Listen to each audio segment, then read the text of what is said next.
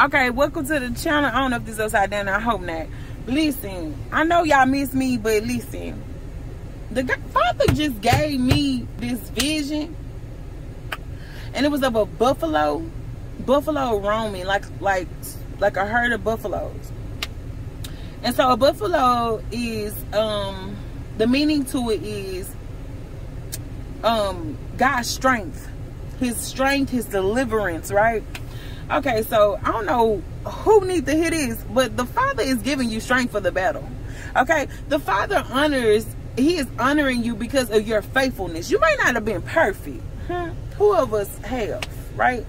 But the Father is he's going to honor your obedience and your patience and, you know, your faithfulness. My God, today, do you need to hear this? Okay, well, you need to hit this like button in the name of Jesus. Listen, he reminded me, my God, glory be to God, of Esther 6 in the 10th verse. And it says, then the king said to Haman, hurry, take the robes and the horse, as you have said, and do so to Mordecai, the Jew, who sits at the king's gate. Leave out nothing that you have mentioned.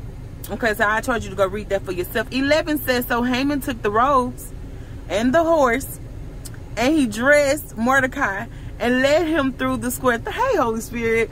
And he led him through the square of the city, proclaiming before him, thus said, shall it be done to the man who the king delights to honor. Glory be to God. 12 says, then Mordecai returned to the king's gate, but Haman hurried to his house mourning and with his head covered. Why? Because Haman wanted to cause harm to Mordecai, but God is turning away even your physical enemies. My God, today, God said he is turning away your physical enemies. Your spiritual enemies are being dealt with. My God, today, I don't know who needs to hear this, but rejoice. Glory be to God. Okay, so don't let the enemy come in and discourage you with his plots and plans to make you give up. You are on the right track because of your obedience. The King of Kings, glory be to God, thank you Jesus, is honoring you. Hallelujah. Okay, so be careful of what you are saying out of your mouth. Be careful what you are decreeing and declaring.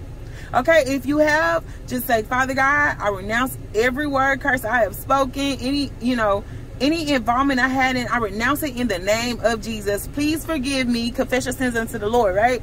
My God, today, listen. Oh, God is so awesome, y'all. He is so awesome. I love you with the love of Christ, and we'll talk soon.